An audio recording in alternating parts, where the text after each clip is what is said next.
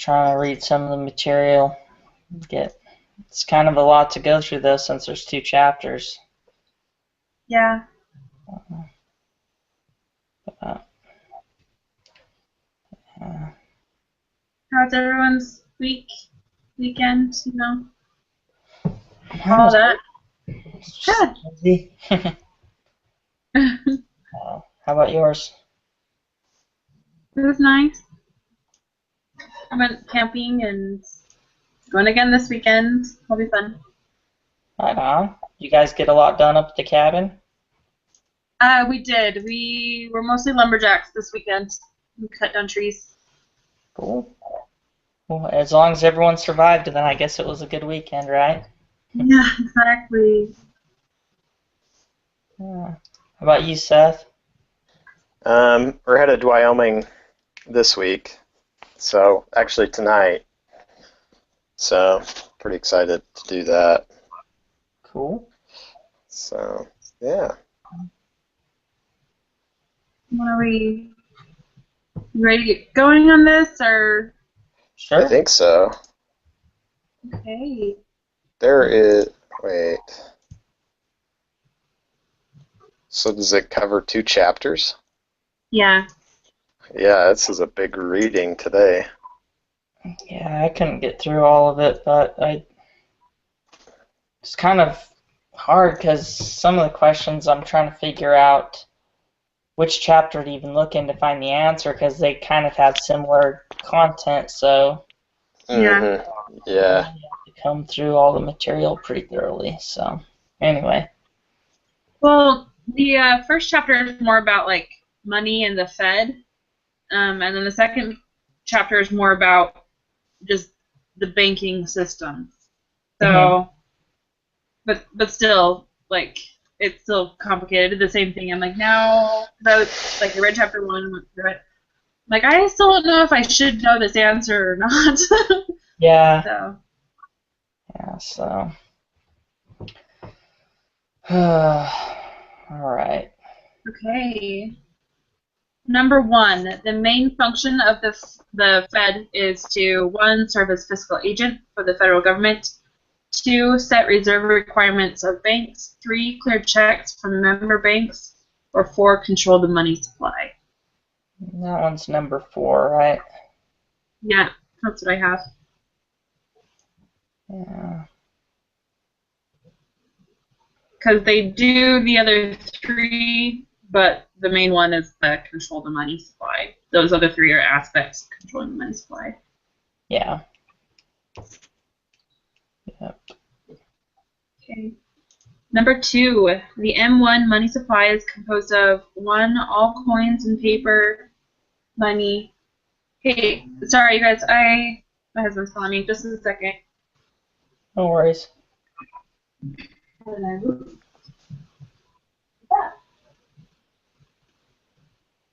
Okay.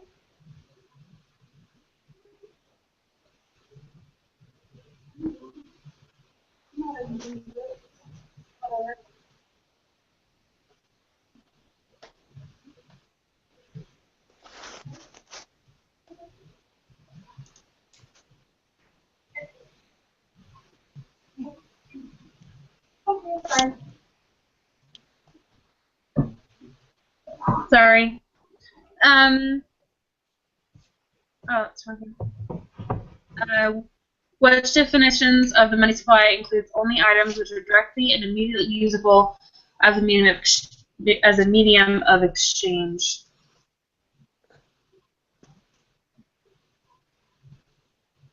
Wait a second. Where are you at? Yeah. I'm Number lost. 3? Oh. Oh, am I reading the wrong one? Sorry. Well, we Number didn't 2. Yeah. finish number 2, but number 2 was checkable deposits and currency in circulation, I believe. Circulation. Yeah, that's Sorry. what it is. That's 14.2. That's all right. I was just confused where you were getting your question from. Yeah. Number 3. Yeah. Number 3 then. So number 3, which definition of the money supply includes only items which are directly and immediately usable as a medium of exchange? That was just M1, right? Yeah. That's what I have. Yeah, because the other stuff you can't use immediately. Yeah. Yep. Number 4 was kind of tricky a little bit. I think I got the right answer, but I'm not sure. So number 4 says, refer to the list above. The M2 money supply is composed of items, and then asking which ones. And I have the second one. Good. Is that what you have, Emma? Yeah. So money market, savings deposits, currency held by the public, and checkable deposits. Yeah. Oh, sorry, checkable deposits and small time deposits. So the only one that isn't on there is number 3. Yeah. Yep. Okay. Exactly. Has nothing to do with businesses, yeah. Yeah. All right. Okay, number 5.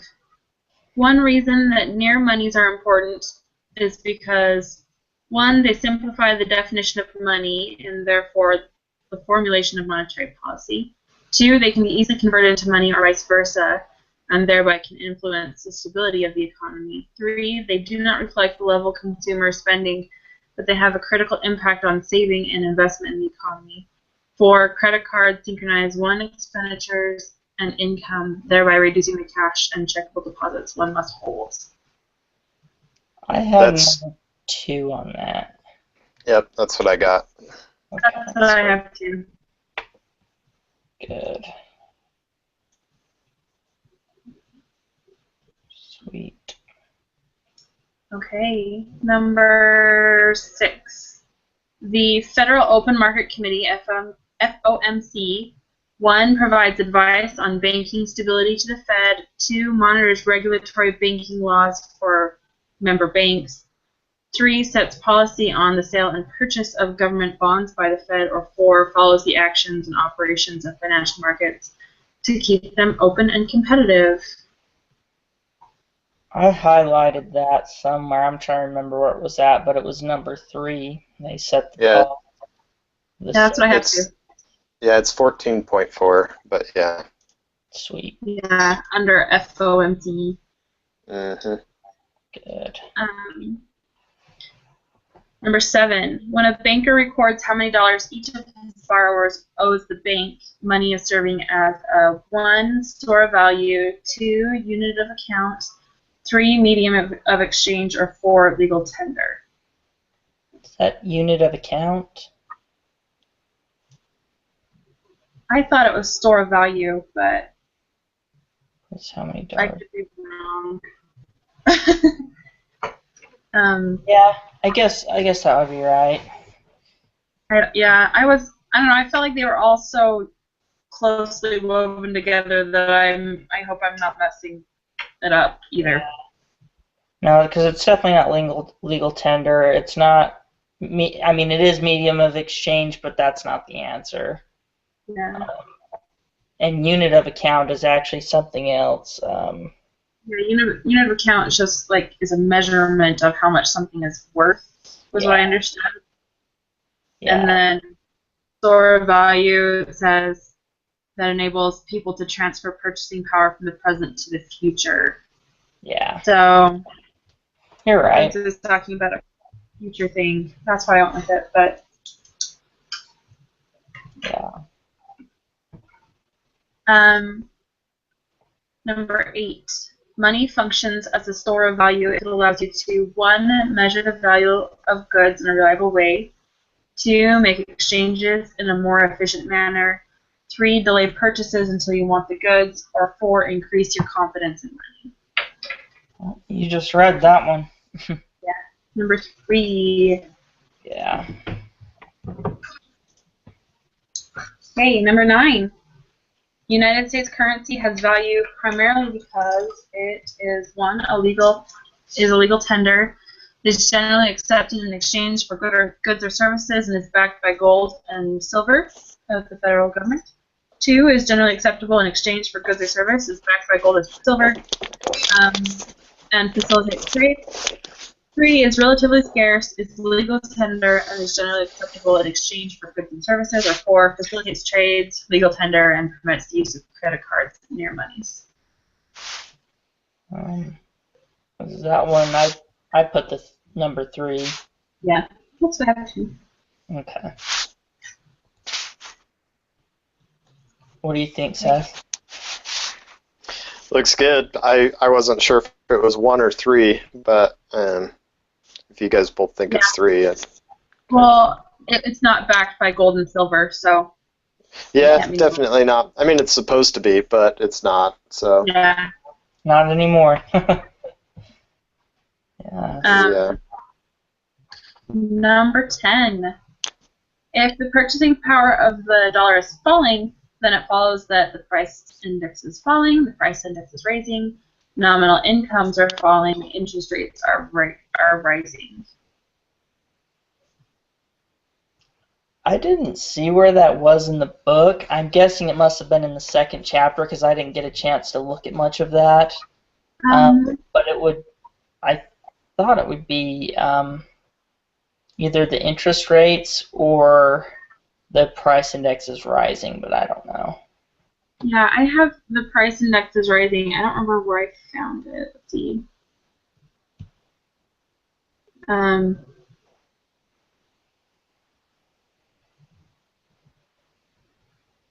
It was talking about how the value of the dollar and the price index are inversely related. So when one rises, the other one falls. I'm just trying to find where that went. Okay, it's in 14.3 under money and prices. Okay. And let's see here. When the consumer price index or cost of living index goes up, the value of the dollar goes down, or vice versa. Okay.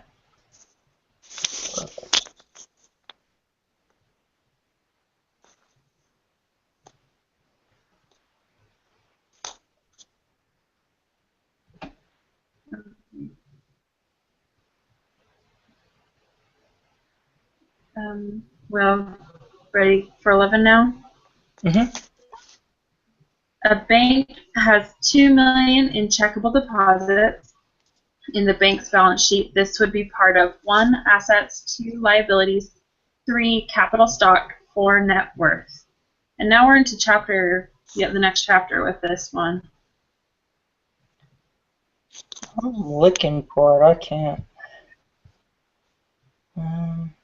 Okay.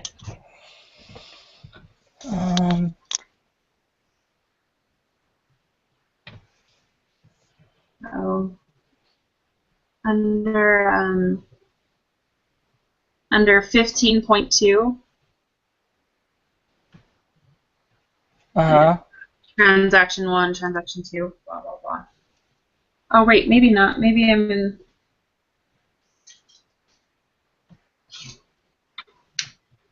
Oh. Anyways, if you look at the...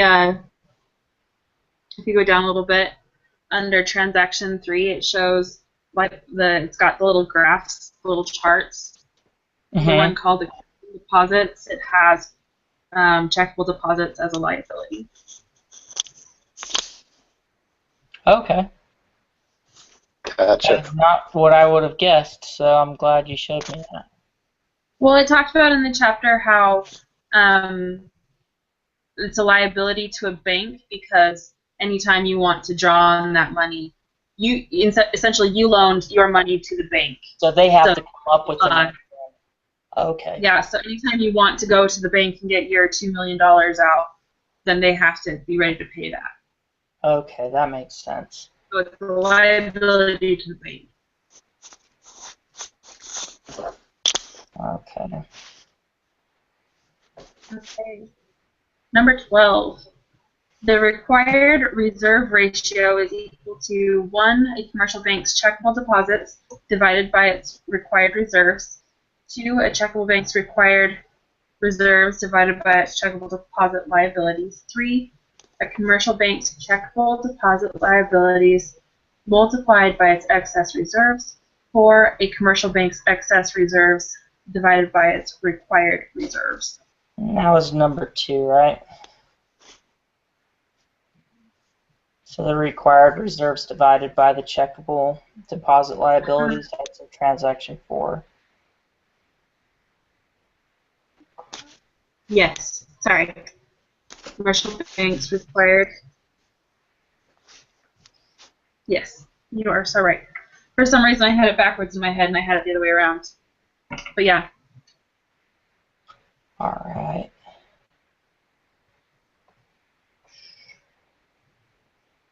Okay, number 13.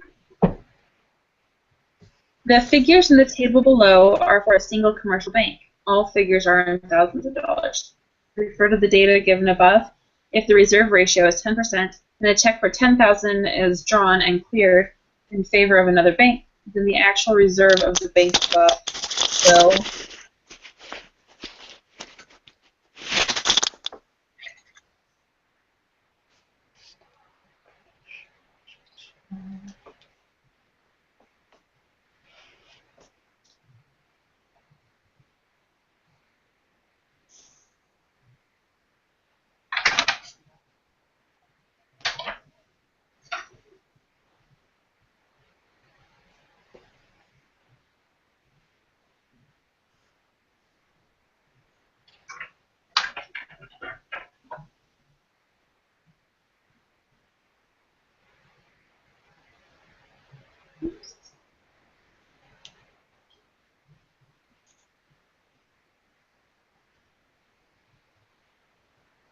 Oh man. So is it going to just decrease by 10,000? I think that's what it is, but I'm just double checking. Yeah, that's kind of what I found. Like 14 or 15.2 is kind of saying, it says the answer is that reserves lost by a single bank are not lost to the banking system as a whole. So basically, it has to go somewhere. Yeah. Well, it just would go to the other.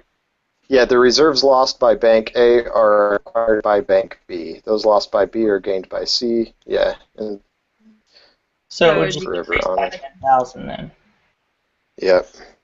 Okay. That makes sense. Okay, number 14.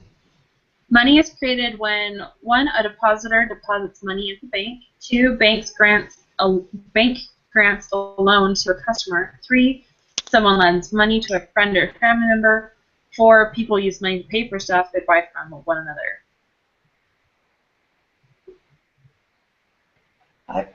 I had number 2. Yep, that's what I could do. Okay. Because I think that was in the first section, though, where it was talking about, the goldsmiths? Yeah. Yeah. So, alrighty. Hey, 15. The federal funds rate is the rate that banks the rate banks pay for loans from 1. The Fed, 2. The U.S. Treasury, 3. Other banks, or 4. Large corporations.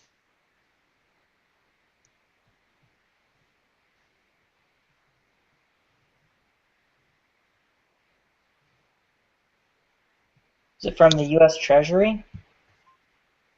It is. I don't know. I didn't read that. So. It's to other banks. If you go to 14. Yeah, 15.3 under transaction 7, just profits, liquidity, and federal funds market. The definition is the interest rate that U.S. banks and other depository institutions charge one another on overnight loans made out of their excess reserves. Okay. So 3, right? Other banks. Yeah. Other banks. Okay.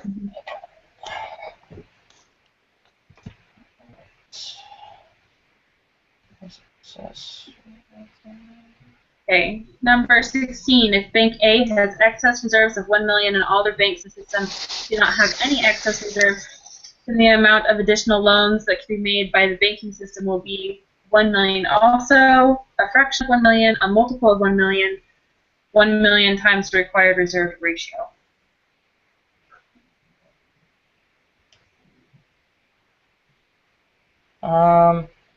That would be 1 million times the required reserve ratio, right? I thought it was a multiple of 1 million. Do you have? I don't really have like a reference or anything. I don't even. What does that mean? A multiple of 1 million? So later on in the chapter, it talks about like the banking system, because they can trade money back and forth and things like that. It can multiply the money like exponentially, essentially. Like one bank can only loan out however much they have in excess of reserve, but the banking system can do a lot more than that. So, so the bank by itself can only loan out 1 million because they have to have that much money to back it up. But the system as a whole, because they can trade money back and forth, can do a multiple of 1 million, is what I understood. But I don't really have somewhere in specific that I can point to it. I didn't write down where I decided that came from. Okay, that does make sense though, because I guess if it's all on paper and they're borrowing back and forth from each other, they would be essentially just creating new money, like not creating new money, but like essentially creating new money. Yeah, using money that doesn't exist yet. Like, yeah. I've never thought of it that way, but that does make sense. Let's see here. I think I am finding it, maybe. That's why banks are a bunch of scumbags. They crap up.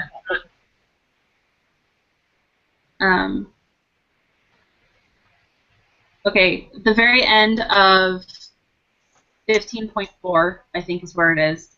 It says, an individual bank can safely lend out an amount equal to its excess reserves, but the commercial banking system can lend out a multiple of its collective excess reserves.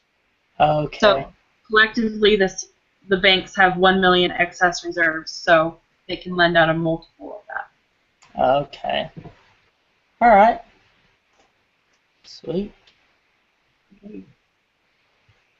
When people withdraw money from their deposits in the banking system, the 1 excess reserves of the banking system will decrease, 2 excess reserves of the banking system will increase, 3 excess reserves of the banking system will not be affected, or 4 money supply will immediately decrease. So it would be excess reserves of the banking system will decrease, right? That's what I put down, but I didn't write down where I got it. Yeah. Well, I mean, if people are taking money out, then they can't use that as to back other loans, so their reserve power would be less. Yeah, no longer in the banking system, so that's what I thought. Yeah. Number 18.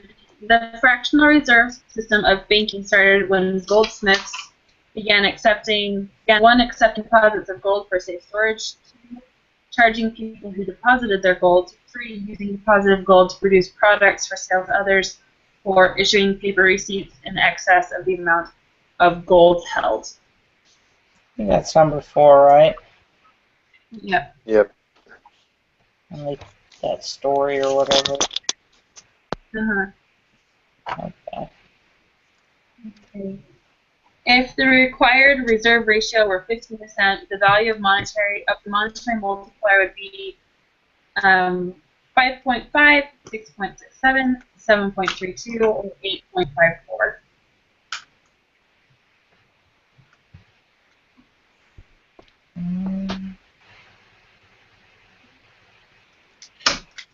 So the little formula for this is under 15.3, I think. I think it's 15.5. I lied. It's not 15.3. Monetary multiplier equals 1 divided by required reserve ratio. Yeah. So 1 divided by 15 is 0.15. Sorry, is 6.67. Okay, sweet.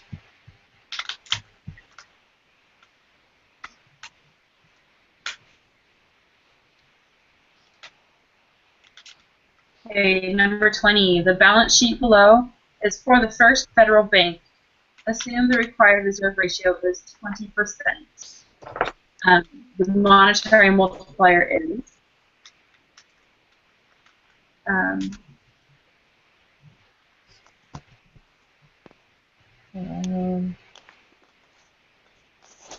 Sorry, my headphones died. okay, we're on number Come 20. Okay. So you just divide 1 by the ratio, right? 5, right? What? It would just be 5, right? Yeah, that's what I have. That's supposed to be like a trick question or something. They give you all I those think numbers. so. I think they're trying to mess you up on that one.